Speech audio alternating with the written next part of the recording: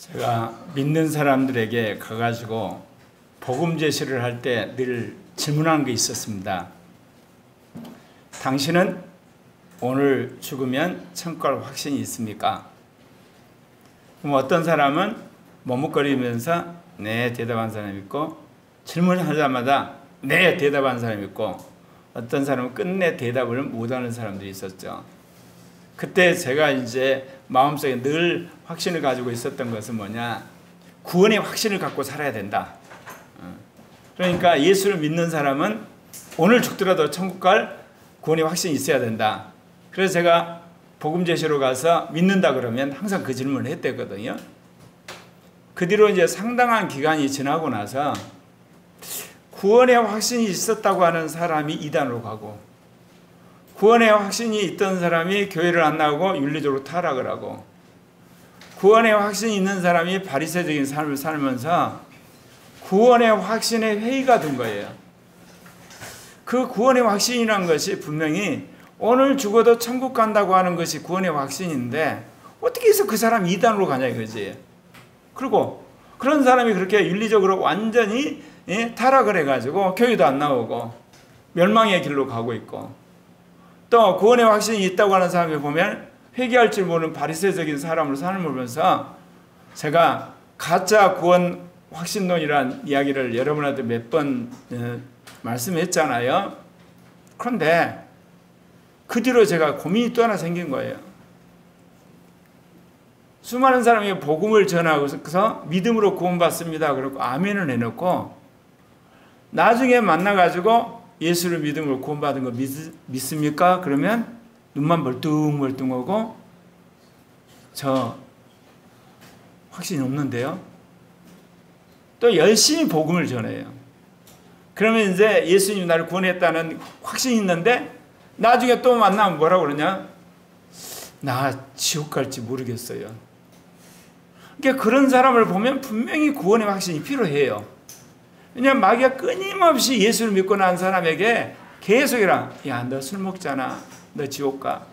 너 음란한 짓 했어, 예를 들면 너 지옥 가. 너 거짓말했잖아, 지옥 가.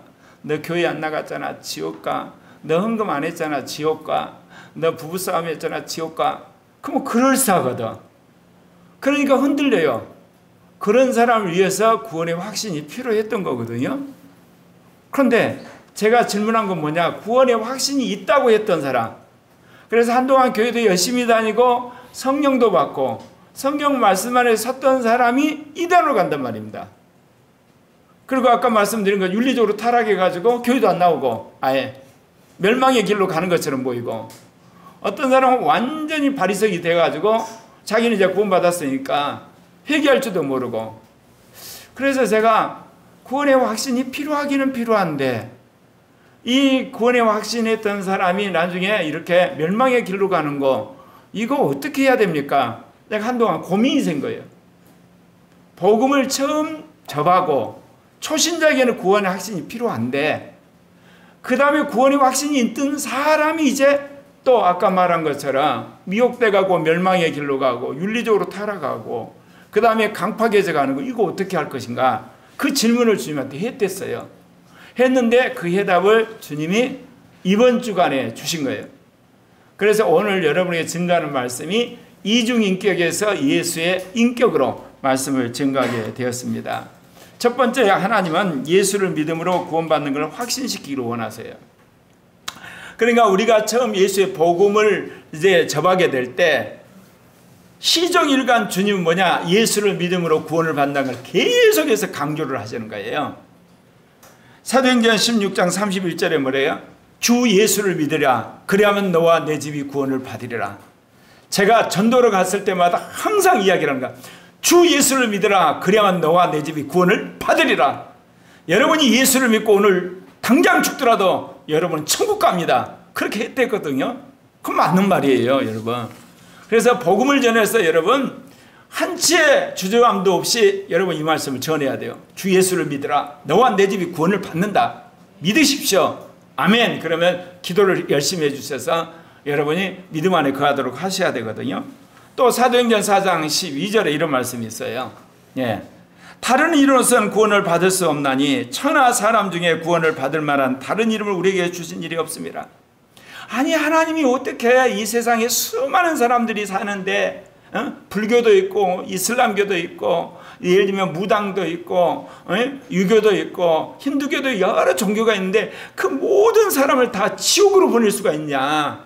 여러 종교에 구원이 있는 거 아니냐. 그게 자비 하나님이고 사랑의 하나님의 뜻에 맞지 않냐. 어떻게 기독교만 예수를 믿어야만 천당 가는 거, 이건 너무 독선적이고 그야말로 주관적이고 그야말로 폐쇄적인 거 아니냐. 그런 이야기를 하면 거기 생각에 솔깃하게 넘어가가지고 어떤 생각이 돼요? 기독교를 믿으면 우리가 구원받는 건 분명하지만 다른 종교에도 구원이 있을 수가 있어. 이런 생각을 막기 위해서 오늘 사도행전 그 이야기한 거예요. 다른 이름으로 구원을 받을 수 없어요. 천하 인간 가운데 구원을 받은 유일한 이름을 줬는데 예수 그리스도, 그분만을 통해 구원받으시기를 바랍니다. 그거를 여러분이 믿으셔야 돼요. 그 어떤 이야기를 하더라도 어때요? 그걸 미혹받은 거라고 여러분이 생각을 하고 그런 사람들의 미혹에 여러분 걸려 넘으시면 안 돼요. 그러나 한 가지, 여러분, 복음을 듣지 않는 사람들 가운데 그리스도 심판 때 영생으로 들어갈 자가 있어요. 자, 여기서 제가 두 단어를 다르게 썼죠. 복음을 듣지 않는 사람들에게 구원받을 사람은 하나도 없어요. 그런데 마지막 죽어서 그리스도 심판대에 갔을 때 영생 얻을 자가 있어요. 그리스도께서 어때요? 재판을 하세요. 그래서 선을 쫓고 존귀함과 영생을 추구하는 사람에게는 영생이라고 주님이 선언을 하고, 당을 짓고 거짓을 쫓고 악한 짓을 하는 사람은 영원한 멸망이라고 그때 재판을 하시는 거예요. 그러나 여기서 중요한 건 영생이냐 멸망이냐예요. 구원이냐 멸망이 아니에요. 구원이냐 멸망에는 예수 그리스도의 복음을 믿고 그것을 자기 것으로 받아들였을 때 구원이에요. 죄사함, 의롭다함, 거룩함인 거예요.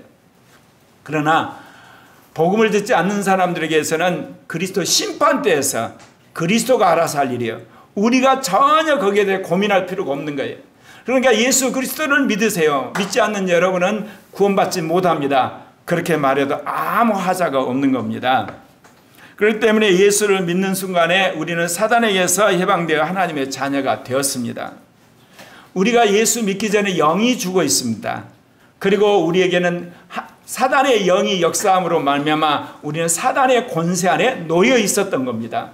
심지어 여러분이 선을 행하고 진리를 행하고 여러분이 아름답게 살고 나름대로 정의를 위해 사는 것은 하나님의 영이 잠깐 여러분의 마음을 붙들어줘서 그런 거지, 여러분 소속은 사단의 소속이었던 겁니다.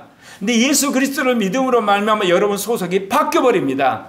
이제는 하나님의 소속이 되고 하나님 나라 백성이 되고 여름 석자가 하늘나라 생명책에 기록이 되는 겁니다. 그래서 사도행전 26장 18절에 사도 바울이 그런 이야기를 했어요. 함께 읽을까요?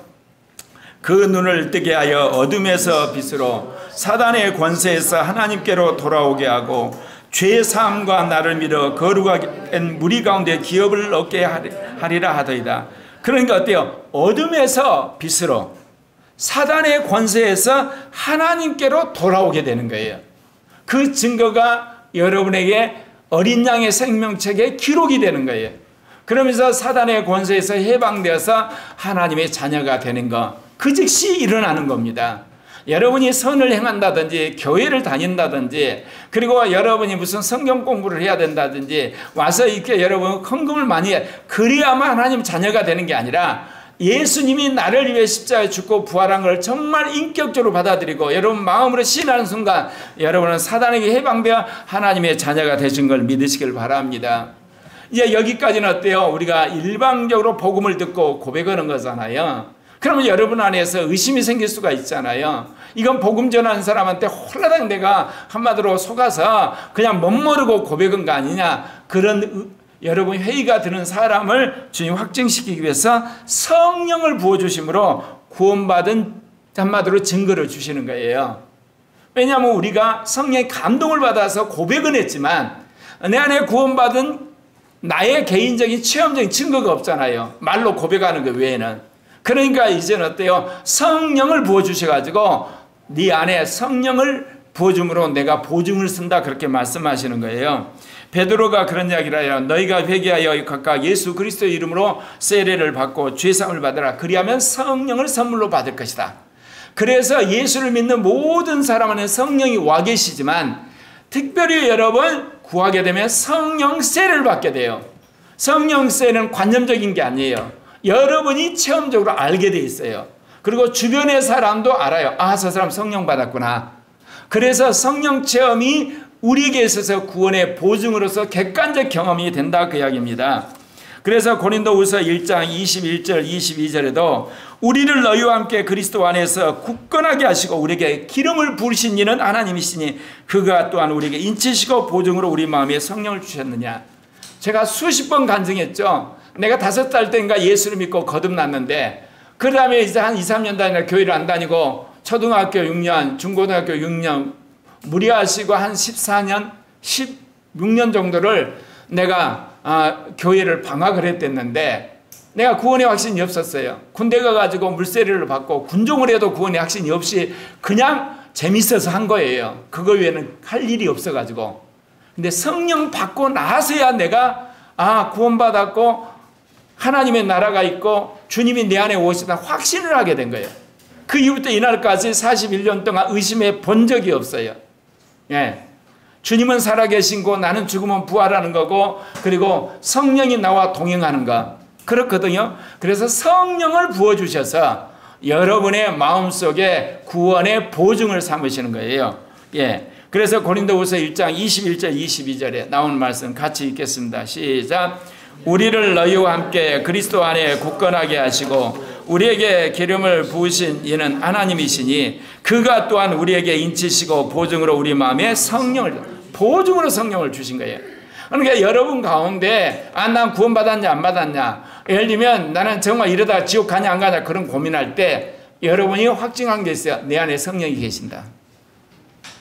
성령이 계시면 여러분 지옥 가지 않습니다. 왜냐하면 성령이 여러분을 지키시기 때문에. 물론 성령 받고 나서도 어때요? 미혹되면 죄져요. 또 미혹받으면 여러분 육신적으로 살아요. 미혹받으면 여러분 혈기 부려요. 미혹받으면 여러분 잠깐 다른 사람과 악한 짓을 해요. 미혹받으면 여러분이 성경에 반하는 계명을 어긴 짓도 해요. 그러나 성령이 계시기 때문에 회개를 하는 거예요. 성령이 야, 너 그러면 되냐? 회개해라. 그 죄를 계속 질래. 회개해라. 그래서 여러분 양심에 찔림을 받고 마음에 뭔가 이렇게 답답함을 느끼고 그리고 말씀 볼 때마다 찔리니까 여러분 회개하지 않습니까? 성령이 계시니까 회개가 되는 거예요. 성령이 안 계시면 회개를 할 수가 없는 거예요. 그래서 그 다음부터는 양심의 가책을 받지 않으니까 세상으로 가버리는 거예요. 심지어 이단으로까지 가는 거 아니겠습니까? 하나님이 이렇듯 우리에게 성령을 부어서 우리를 구원받은 보증을 삼으실 뿐만 아니라 이제는 영적인 공동체인 교회에 속함으로 영적 성장을 할 수 있는 길을 또 마련하신 거예요. 그러니까 주님은 우리가 예수 그리스도의 복음을 믿을 뿐만 아니라 또 성령을 받게 하고 교회 공동체에 속함으로 말미암아 여러분이 구원받았다는 것을 확증시키는 그런 수단들을 마련하신 겁니다. 베드로가 이르되 이 사람들이 우리와 같이 성령을 받았으니 누가 능히 우리 물로 세례 베풀을 그나리요. 여러분 교회에 등록하면 교인이 되는 게 아니에요. 물세례를 받고 여러분 예수를 믿는다고 공개적으로 선언을 해야지 이제 교회 멤버가 되는 거예요. 주관적으로야 여러분 전도자가 말할 때 여러분 믿을 때 영적으로 여러분 이름 석자가 생명책에 기록은 됐지만 교회 공동체에서 저 사람이 예수를 믿는구나, 목회자나 그리고 교회에 있는 지도자들이 여러분을 인정해 주려면 물세례를 받고 여러분이 신앙 고백을 해야 되거든요. 그래야만 알겠지 않습니까? 주관적인 고백을 어떻게 합니까? 예, 그렇게 되는 거예요. 그러면서 이제 성령 받은 자로서 교회 공동체 안에서 함께 하나의 성전이 이루어져 가는 거예요. 영 안에서 교통이 이루어지는 거예요. 그러니까 여러분 예수를 믿는다고 교회에 왔는데 대화를 하는데 여러분이 영이고 소통이 안 되면 그 사람 문제 있는 거예요. 그러니까 여러분이 뭐 다른 교회에서 뭐 장로를 했네, 권사를 했네, 심지어 전직 목사네, 그거 소용없어요. 교회에 이적에서 오게 되면 여러분이 같이 영적인 교제를 하셔야 돼요. 그러면 영이 서로에게 통화를 하면 이 사람은 성령을 받은 사람이야. 그런데 말을 하면 괜히 말이 퉁겨가고 자꾸 저쪽에서 말하면 이해할 수 없고 내 말이라도 저 사람 이해를 못해가지고 이야기가 엇갈리기 시작하잖아요. 그러면 이게 검증할 필요가 있어요. 다른 영을 가진 사람일 가능성이 아주 커요. 안 그러면 성령은 받았지만 심각한 죄나 잘못된 교리에 미혹받아 있을 수가 있어요. 그러니까 온전한 그리스도인은 아닌 거예요. 그래서 이제는 뭐냐, 우리 안에 이제 참된 하나님의 아들 예수 그리스도 안에서 우리 안에 영생이 있다는 것을 자기가 이제 경험하기 시작합니다. 또 하나의 증거는, 그러니까 공동체에 속하지만 또 하나 오늘날 개인주의 시대잖아요. 개인주의 시대는 뭐냐, 개인적으로 영적인 생험을 하는 거예요. 그래서 요한일서 5장 20절을 보게 되면 여러분, 이 생명을 여러분이 경험하는 이 말씀을 같이 또 읽겠습니다. 또 아는 것은 하나님의 아들이 이르러 우리에게 지각을 주사 우리로 참된 자를 알게 하신 것과 또한 우리가 참된 자고 그의 아들 예수 그리스도 안에 있는 것이니 그는 참 하나님이시오 영생이라. 여러분 안에 또 어떤 체험을 주느냐, 이거 여러분이 구하셔야 되거든요. 여러분 안에 생명이 있고 생수가 흘러나오는 경험, 그래서 여러분 안에 육신의 정욕이 꺼진 경험, 세상의 욕망이 꺼진 경험을 볼 때 내 안에 영원한 생명이 들어와 있는 것을 여러분이 경험하게 되는 거예요. 이 생명은 영원한 생명이기 때문에 세상이 주는 생명과 달라요. 세상이 주는 이 생명이라는 것은 뭐겠습니까? 이 땅에서 태어나서 죽을 때까지 우리가 숨 쉬면서 하도록 하는 혼의 생명인데, 예수를 믿음으로 오는 이 생명은 우리로 하여금 육신을 이기게 하는 거예요. 죄를 이기게 하고 세상에 대한 욕망을 이기게 하거든요. 이 생수를 경험하게 될 때 여러분이 분명하게 천국은 있는 것이고 예수님은 우리를 위해 죽으신 거고 그분이 우리에게 생명을 주신 게 분명한 그런 간증이 우리 안에 생기게 된다, 그 이야기입니다. 그런즉 이스라엘 온 집은 확실히 알지니 너희가 십자가에 못 박은 이 예수를 하나님이 주와 그리스도가 되게 하셨느니라. 사랑하는 형제 자매 여러분, 이토록 우리가 예수를 믿고 난 연후에 하나님은 여러 가지 단계와 그리고 여러 가지 수단을 통해서 여러 가지 길을 통해서 우리가 구원받은 것들을 체험하게 하고 확신하게 하고 인식을 시켜주세요. 이거는 여러분이 지금까지 아는 내용이지만 다시 한번 이 말씀을 여러분한테 반복을 했던 겁니다. 오늘 말씀의 중요한 건 두 번째입니다. 그러면 구원의 확신을 뭐 하려고 주신 거냐? 이중인격을 수술하기 위한 거였어요. 이번 주에 주님 말씀하신 거예요. 구원의 확신을 받으면 나는 다 천국 가는 줄 알았어요. 여러분, 이중인격을 수술하기 위해서는 뭐가 필요하냐면 구원의 확신이 필요해요. 왜 그러냐면요, 여러분 그 건물을 리모델링할 때 뭐 하나요? 삥 건물을 둘러서 튼튼하게 어때요? 여러분 거푸집 같은 거를 올려가지고 다 한 다음에 사고 나지 않게 한 다음에 이제 리모델링을 하잖아요. 그리고 여러분 가끔가다 지하철 공사하는 거 보면 어때요? 이 찻길 밑으로 아주 튼튼하게 여러분 그 철근이 아니라 철골 줘가지고 쌓고 거기에 차 다닐 수 있도록 다 한 다음에 그 다음에 이제 파내잖아요. 그 공사 제대로 안 하면 정말 큰 사고가 나잖아요. 심지어 여러분 그 지하 터널을 뚫을 때도 그래요. 다 뚫은 다음에 그걸 어때요? 이 철골로 싸고 콘크리트로 해가지고 무너지지 않게 한 다음에 공사를 하거든요. 그럼 뭐를 이야기하냐? 주님이 우리 이중인격을 수술하려고 하면 먼저 구원의 확신이 있어야 되는 거예요. 구원의 확신이 있지 않으면요, 수술하다 도망가 버려요. 수술하다가 이제 그 뭐겠어요? 예수 믿는 건 너무 힘들다, 에라 모르겠다, 그래가지고 어때? 세상으로 가고 멸망으로 가버리는 거야. 또는 뭐냐, 주님이 수술하러 달려들면 뭐냐, 한마디로 값싼 복음, 이단적인 복음으로 가버리는 거야. 너무 힘드니까 안 되겠다 가버려요.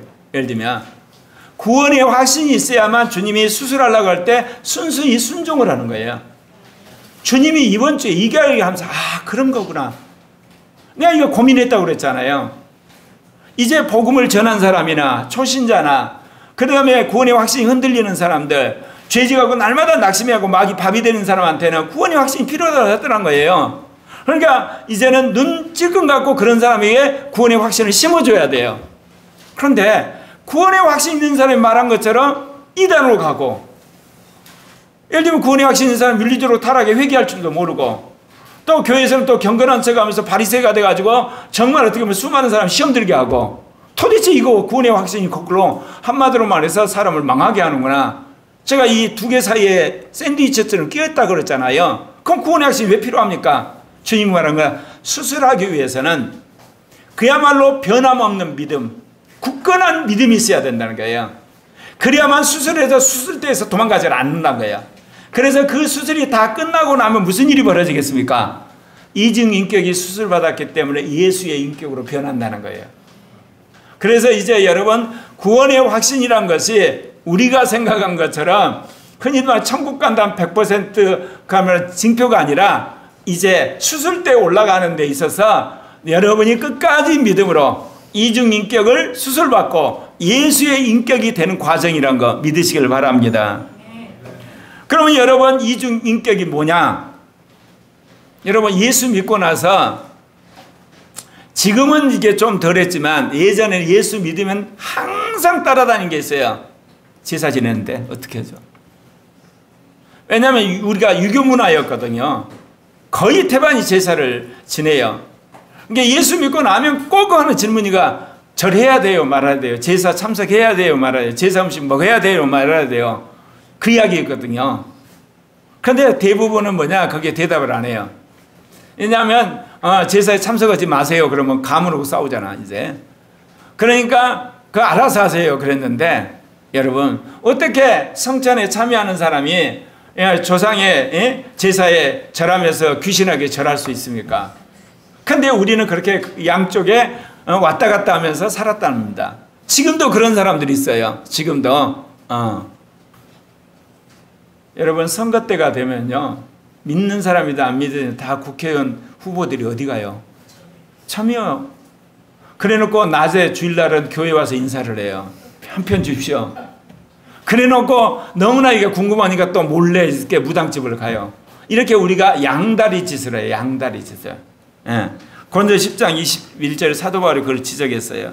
너희가 주의 잔과 귀신의 잔을 겸하여 마시지 못하고 주의 식탁과 귀신의 식탁에 겸하여 참여하지 못하리라.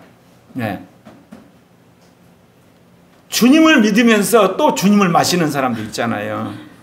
주일날에 와서 주님을 찬양하고 주님 안에서 감사하고 나가셔가지고 오후쯤 컬컬하시면 주님을 마시잖아요. 어떻게 주님이 성별된 성전인데 성전에다 그렇게 막걸리를 그냥 부어 드실 수가 있어요? 안 그랬습니까? 여러분, 예배 끝나고 나서 다 오세요 그래가지고 막걸리 한 통 부어놓고 참 한 잔씩 돌리면 참 은혜로운 교회가 되겠죠. 예. 예배 때는 주님을 만나고 오후에는 주님을 마시고 참 좋은 교회다. 그러나요? 근데 우리가 그렇게 산단 말입니다. 안 그렇습니까? 네.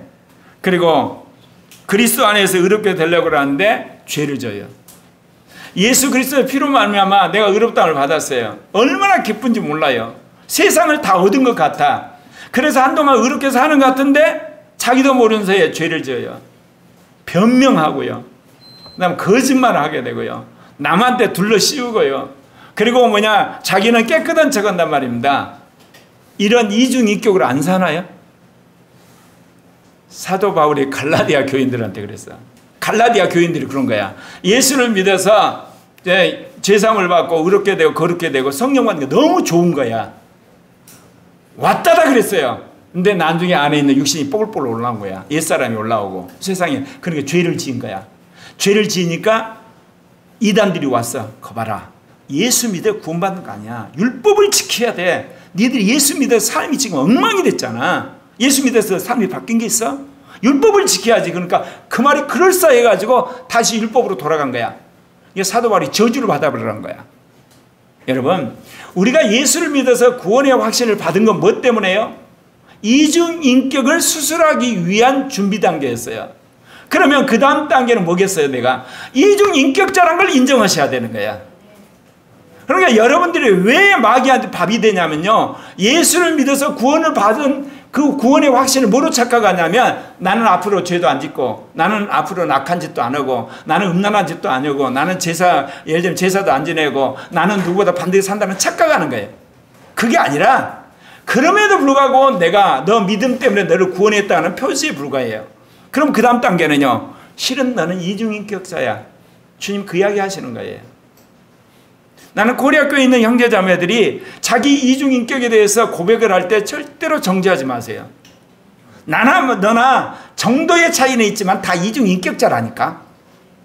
정도의 차이는 있지만 근데 누가 누구를 이중인격자라고 정죄를 하냐고.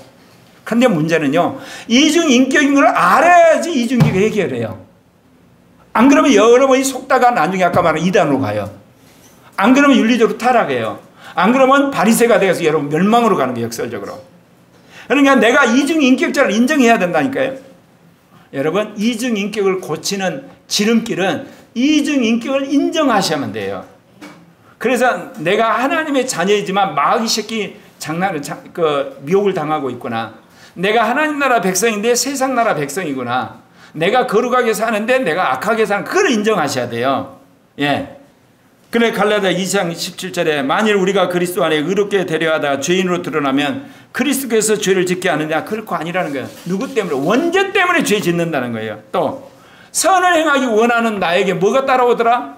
악이 따라오더라는 거예요. 여러분 그거를 여러분이 체험했으면 인정을 하셔야 돼요. 예. 로마서 7장 21절 그러므로 내가 한 법을 깨달았노니 곧 선을 행하기 원하는 나에게 악이 함께 있더라. 그걸 인정하라니까.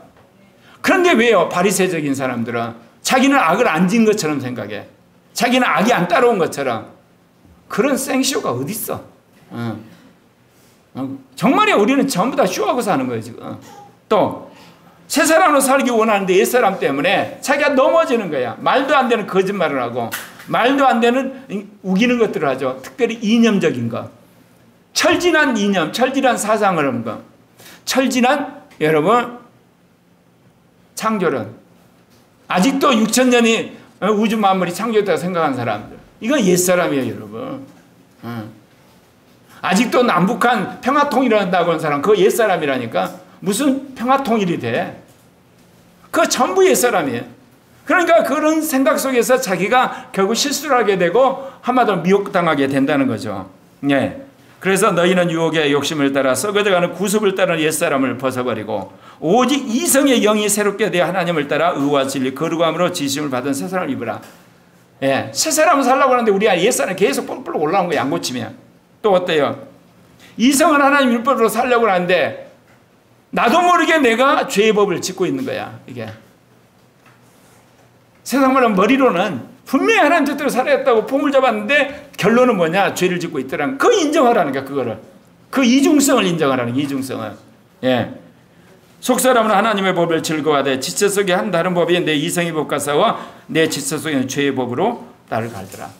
또 그 영으로 살려고 그러는데 결국은 육신한테 끌려가지고 날마다 넘어지더라는 거야. 그거 인정하시라니까 자꾸. 근데 우리는 안 하려고 그래. 인정을 안 해. 또 넘어져요. 그러니까 아예 인정해버려. 인정해버려. 예. 인정을 하게 되면 어때요? 그 다음 주님이 대안을 가지고 계신다는 거예요. 영이 우리를 해방시키는 일로 이제 가요 이게. 그래서 세 번째 나는 죽고 주님이 사셔야만 이중인격을 벗고 예수의 인격으로 바뀌어요. 이거 잘 하셔야 돼요 여러분. 이게 핵심이에요. 아, 나 거짓말 안 할게. 안 된다니까 그거. 나 육신으로 안 살게 안 된다니까. 나 선하게 산다. 안 된다니까 여러분. 나 제사 안 지낼게. 그거 안 돼요. 왜냐? 여러분이 십자가에 죽어버려야만 그 한마디로 말해서 옛사람이 죽어요. 마귀의 속성이 없어져 나가는 거예요. 세상을 살아가는 것이 못 바뀌는 거예요 여러분. 그러지 않는 나는 계속 따라다녀요. 이게 진리의 핵심이에요 여러분. 이중인격을 인정한 다음에 어때요? 나는 그리스도와 함께 십자가에 못 박혔고 이제 주님이 내 안에 사십시오. 그래서 주님한테 여러분 삶을 자꾸 고난을 이양을 하면 어느 날 여러분 안에서 악이 떨어져요. 여러분 안에서 육신이 바람 빠지기 시작하고 여러분 안에서 율법적인 게 사라지기 시작한다니까요. 이미 여러분 그리스도와 함께 십자가에 못 박혔어요. 근데 속는 거야 지금 계속. 못 박혔기 때문에 거듭난 거야. 그러니까 여러분의 성령이 오신 거야. 그래서 여러분 은사도 받은 거야. 그리고 여러분 생수가 들어온 거는 여러분 못 바뀌었기 때문에 그런 거예요. 근데 마귀가 결과를 보고 우리를 뒤집는 거야. 너 죄 짓잖아. 안 못 바뀌었어. 너 악한 짓 하잖아. 못 바뀌지 않았어. 너 음란한 짓 하잖아. 못 바뀌지 않았어. 자꾸 우리 결과를 가지고 뒤집는 거예요. 그럼 왜 우리가 그렇게 예수를 믿고 하나님 자녀가 됐는데 왜 여전히 우리 안에 그런 것도 일어나죠? 원죄가 안에 있는 거야. 육신도 있고 옛사람도 있고 율법적인 게 있고 자기를 사랑하는 게 있는 거야 안에. 그래서 우리를 속이고 우리를 끌고 가서 그 짓을 하는 거거든요. 근데 그거를 주님이 십자가에 죽으실 때 목을 박아버렸어요. 그러니까 여러분이 나도 못 박겠다가 믿어버리기 시작하면 그게 안에서 역사를 못하는 거예요. 아멘? 이게 뭐를 말하냐? 우리가 속지를 않으면 여러분 못 박힌 역사가 일어나는 거야. 못 박혔는데 속으니까 여러분 몸을 빌려줘가지고 그렇게 되는 거예요. 여러분 몸은요 마귀도 쓸 수도 있고 주님이 쓸 수가 있어요. 부활하기 전까지는. 몸은 누구든지 공동 소유할 수 있는 아주 희한한 구조로 되어 있는 겁니다. 정말입니다 이게. 그러니까 새 사람도 몸을 쓸 수 있고 옛 사람도 몸을 쓸 수가 있어요. 그러니까 속으면 여러분의 몸이 옛 사람 것이 돼서 여러분이 죄를 져요. 그러니까 주님이 그 대여한 죄값을 치르세요. 대여하시지 말아요. 몸을 대여하면 안 됩니다. 그렇게 구조가 되어 있어요. 그게 뭐냐? 속으면 대여가 돼가지고 자기도 모르는 사이에 죄 짓잖아요. 요즘 잘못 그 인터넷 관리해가지고 자기 구자 아니면 자기 생년월일 해가지고 어떤 사람이 은행에 갔더니 자기 구자로 다른 사람이 이미 개설해가지고 하는 게 있대. 어떻게 해서 이제 그 해킹돼가지고 당해버린 거야. 여러분 속지만 않으면요 마귀가 여러분을 미혹할 수가 없어요. 육신에 넘어지지 않아요. 옛사람도 그러고 그리고 그런데 실은 우리가 그게 다 속게끔 돼 있어요. 그러니까 여러분이 나는 십자가에 못 박혔다가 늘 고백을 하셔야 돼요. 나는 못 박혔어. 샹! 속이지 마. 나 못 박혔다니까. 나는 죽었어. 주님이 사시는 거야. 여러분이 스스로 계속 고백을 하셔야 돼요. 그래야만 여러분이 미혹을 안 당해요. 왜냐? 마귀가 미워할 때 그럴싸하게 미혹을 하거든요. 결과 가지고. 우리가 죄 짓는 거, 악한 짓 하는 거, 나쁜 짓 하는 거, 혈기 부린 거, 실수한 거, 화낸 이 증거를 가지고 우리를 설득하면 설득을 당하는 거예요, 이게. 근데 설득 당하시면 안 돼요. 나 원래 그런 놈이고 그런 년이었는데 예수 믿어서 나는 못 박혔거든. 나 너한테 몸 대여 안 해줄 거야. 가. 그러면요, 그 미혹한 그 영의 역사가 쑥 빠지면서 여러분 안에 정욕이 약화되는 거예요. 아멘입니까? 그래서 내가 그리스도와 함께 십자가에 못 박힌 것을 믿고 여러분이 그렇게 대응을 해야만 여러분 이중 인격이 작살이 나는 거예요. 그래서 예수의 인격을 담게 되는 줄 믿습니다. 그래서 유명한 갈라디아 2장 20절이 뭐라고 그래요? 예. 내가 그리스도와 함께 십자가에 못 박혔나니 그런즉 이제는 내가 사는 것이 아니요 오직 내 안에 사는 그리스도께서 사시는 것이라. 이제 내가 육체 가운데 사는 것은 나를 사랑하사 나를 위하여 자기 자신을 버리신 하나님의 아들을 믿는 믿음 안에 사는 것이다. 오늘 주님이 새로운 말씀 명확히 이야기했잖아요. 내 몸은 내 몸인데 어때요? 내 몸을 사단이 쓸 수가 있다. 육신이 쓰고 옛사람이 쓰고 그 다음에 악한 영이 쓸 수도 있어요.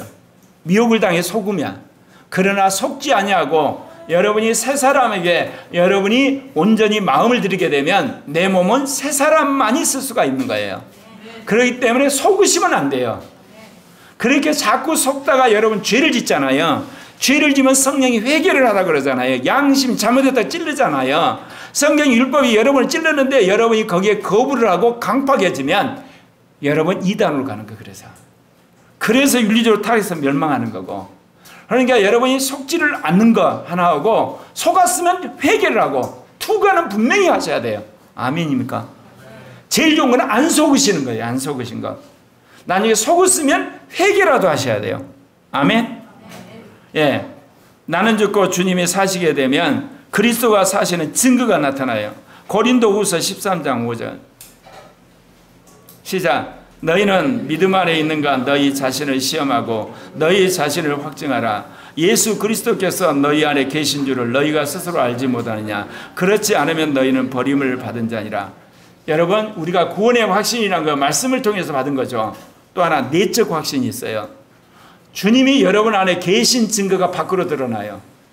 여러분 있나요? 여러분 오늘 돌아가서 스스로 한번 여러분한테 질문해 보세요. 주님이 내 안에 계시는데 내 안에 계신 주님의 증거가 뭐냐? 증거란 건 사람들이 볼 수 있는 거잖아요. 여러분이 한번 곰곰이 여러분 삶을 돌아보세요. 뭐가 증거인가? 네. 사도 바울이 그 이야기 했어요. 너가 믿음 안에 있는가 너 테스트 해봐. 그래서 너 자신이 그리스도가 계신 증거를 들이대봐. 그 이야기 하는 겁니다. 네. 우리는 말씀을 통해서 외형적으로 구원의 확신을 여러분 믿음으로 받았어요. 그러면 이제는 안에 있는 믿음이 밖으로 나온 증거가 있냐 이게요. 본인이 증거를 찾으셔야 돼요. 그리고 그 확신 가운데 거해야 되는 거예요. 그럴 때 흔들리지 않게 되는 겁니다. 예. 그리고 또 땅에 있는 것을 생각하는 게 아니라 하늘의 것을 생각하게 될 때 여러분 이중 인격이 사라지러 가는 거예요. 왜 마귀는 뭐 갖고 장난치냐면 땅에 있는 거 갖고 장난쳐요. 예를 들면 너 부활할 수 있어. 근데 여러분 마귀가 그런 식으로 하겠어요? 부활이 뭐가 있냐? 그렇게 하지. 하나님 나라 믿고 있는데 무슨 하나님이 있냐? 그런 식으로 하는 거지. 그런 거거든요. 뭐 주님이 뭐 재림하신다고 웃긴 소리 하지 마라. 마귀가 그렇게 하는 거예요. 근데 우리는 거꾸로 여러분 고백하면 돼요. 주님은 재림하시는 거고 하나님 나라는 있는 거고 그 다음에 영생은 있는 거고 정말 주님께서 오시게 되면 우리는 영원한 삶을 사는 거고 그 하늘의 것을 자꾸 생각하고 그걸 고백하게 되면 땅의 욕심을 가지고 한마디로 우리를 미혹했던 마귀가 수단을 잃어버리는 거예요. 골로새서 3장 1, 2절에 그래요.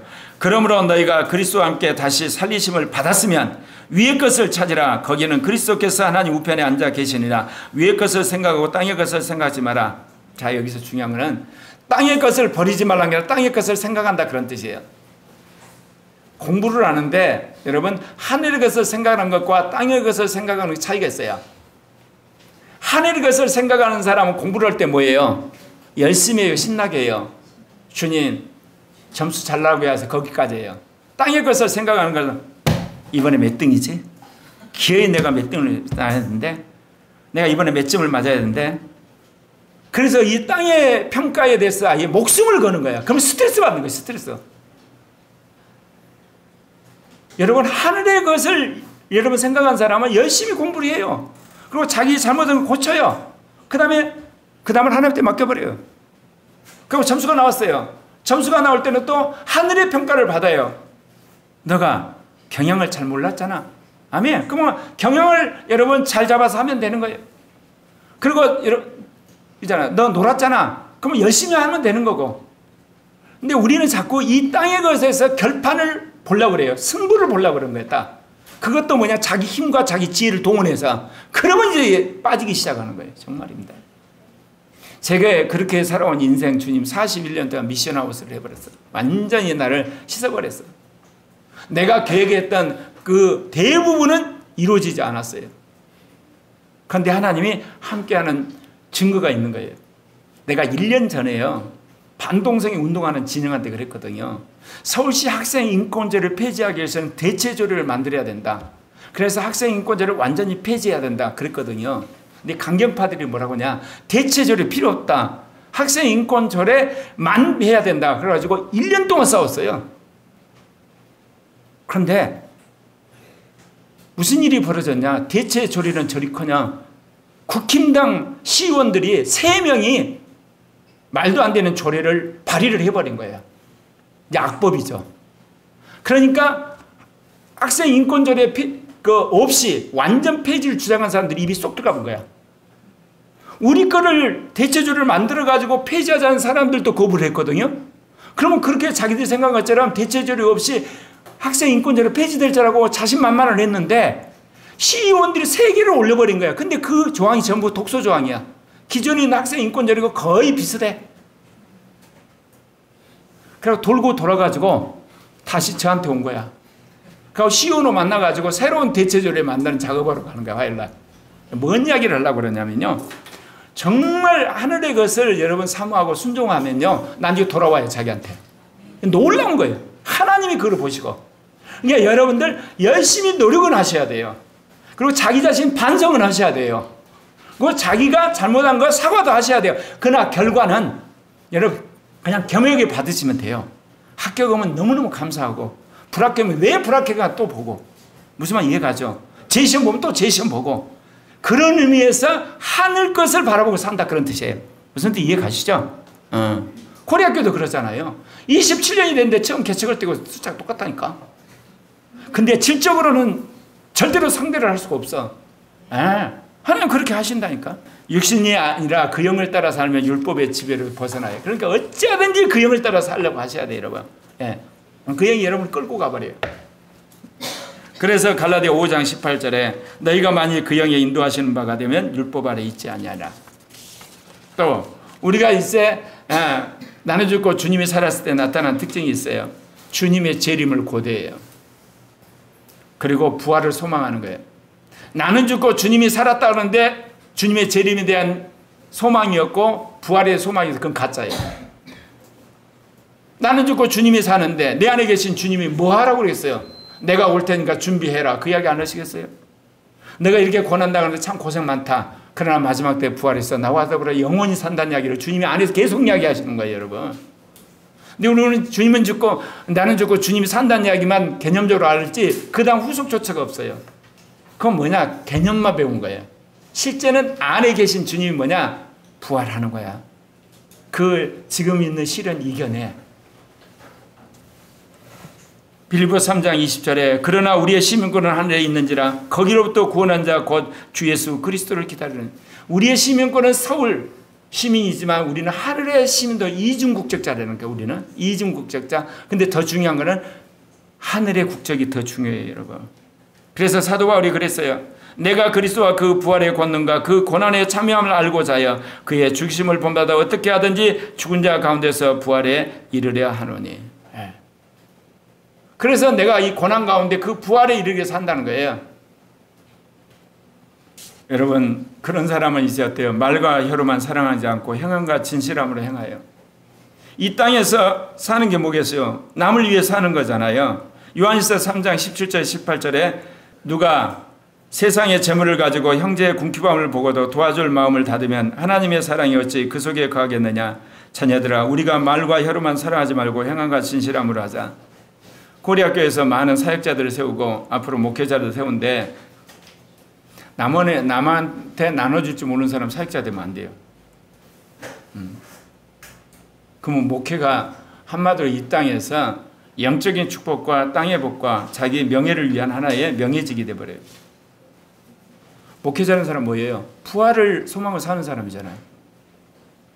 주님 재림을 소망을 사는 거잖아요. 자기에 있는 모든 것 주님이 두라면 다 줘야지. 안 그랬습니까? 그런 가치관 사는 사람들이 목회자가 돼야 돼.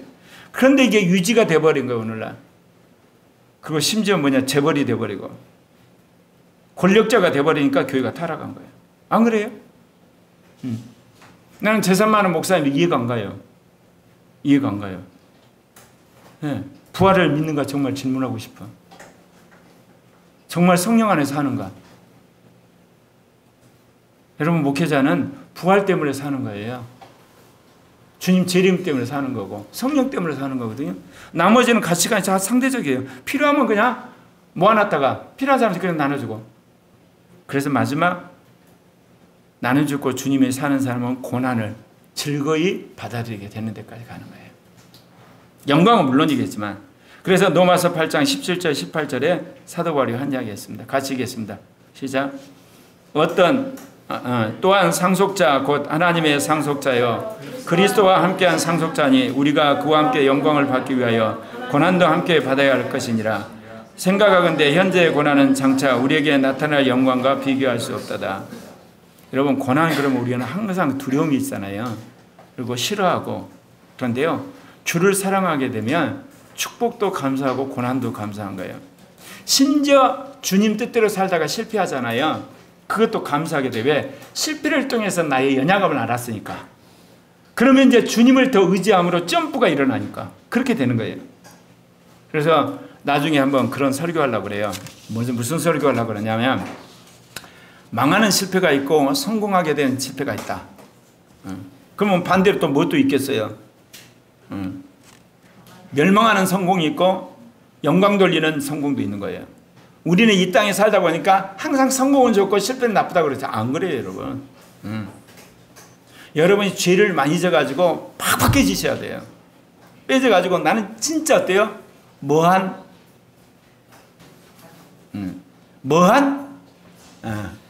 그거를 알면 그거는 끝내준 거예요. 끝내준 거야.